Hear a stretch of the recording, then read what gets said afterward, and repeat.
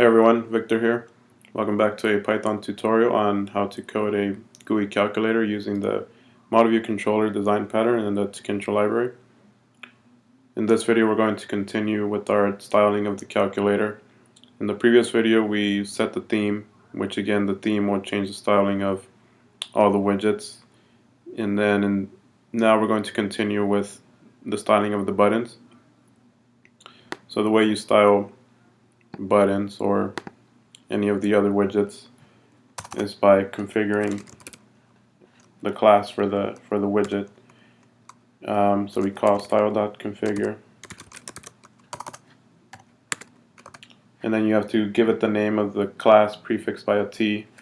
So buttons would be t.Button. If it was a label, it would be t-label. Similarly, frame, t-frame. And then now we can set the options for buttons in this case. So we'll set the foreground to white and the background to gray. So like this, now that we've configured the button class, it will automatically style all of the buttons to have these options. So let's see what we have.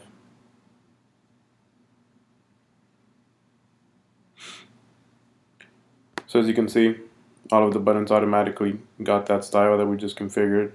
Has a white foreground, gray background. So if you wanted all of your buttons to have the same style, then that's all you would need to do. But in this case, we're going to want different styles. For example, one style for the number buttons, one style for the operator buttons, and one style for the other miscellaneous buttons.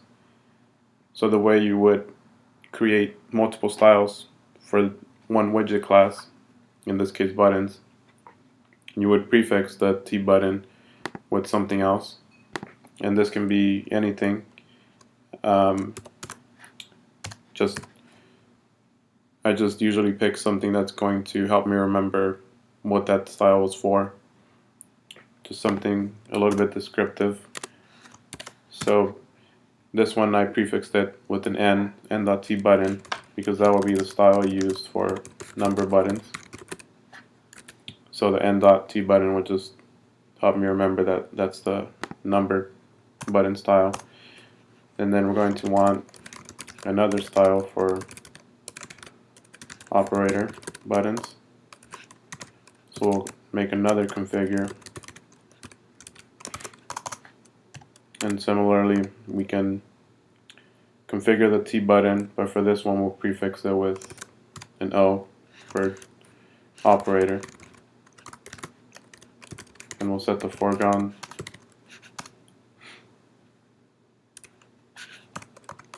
also to white, but for this one we'll give them an orange background. And then we're going to want one more style for our miscellaneous buttons.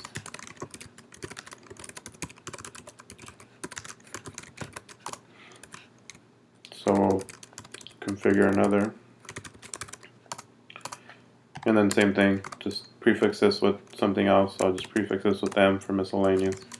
Again, that can be anything. M.tButton.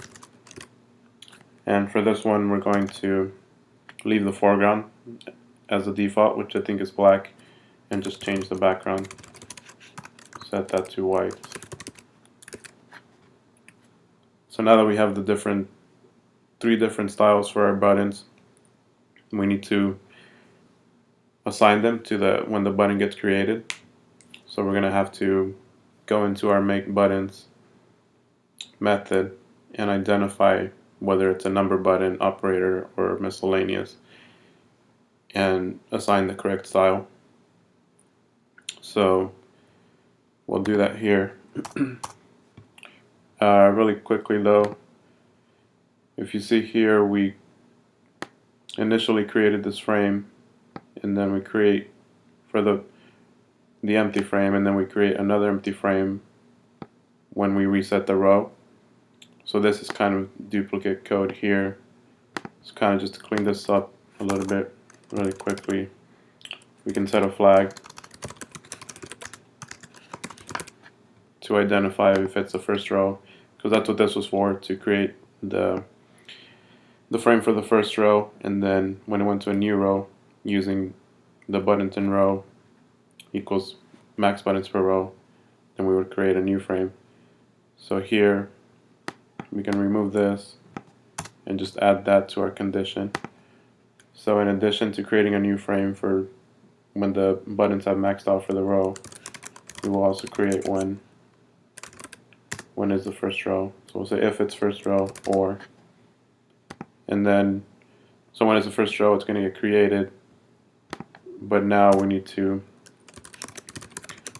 set the flag to false so that the next iteration within the same first row won't create another frame until the buttons max out. So I just cleaned it up a bit rather than having the duplicate frame, creating the frame in two places. So going back to we need to identify whether it's a number button. So if you remember, we left the number buttons as integers. So one way to identify whether it's a number button is using the built-in instance method, which takes in the object, and then we're going to check if it's an integer. So if it's an instance of an integer, it's going to return true, and in that case we'll set our style prefix to n. Otherwise, if it's an operator, so we need to identify whether the button caption is an operator, so we'll create a helper method.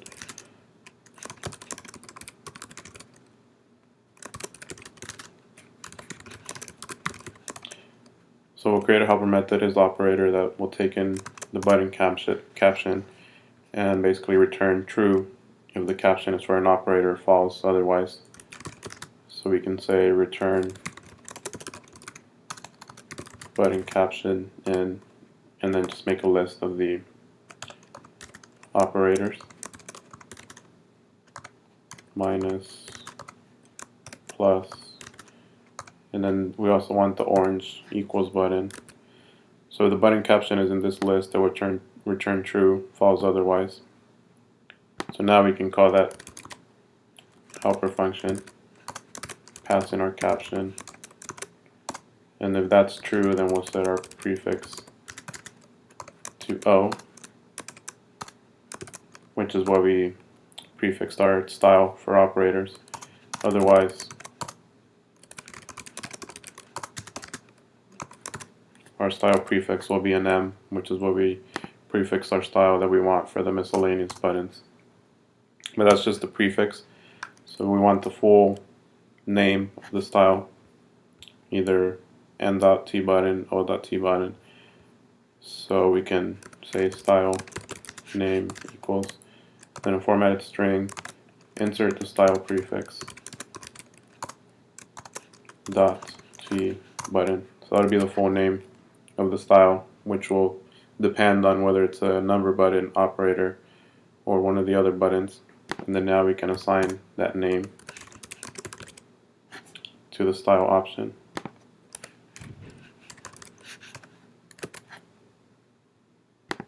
So let's see what that gives us.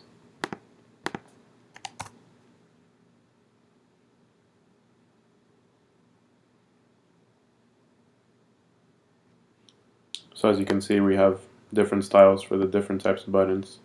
The number style, or the numbers, have the style that we assigned for numbers with the white foreground, gray background. Then we have the operators, and then we have the other buttons.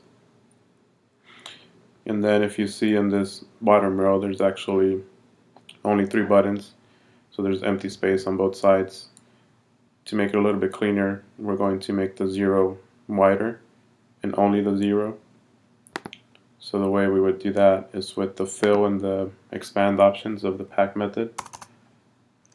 So for if it's a 0, if the caption is 0, that's the only button that's going to be wider than the others. So we're going to say fill equals X. This says fill the parent widget.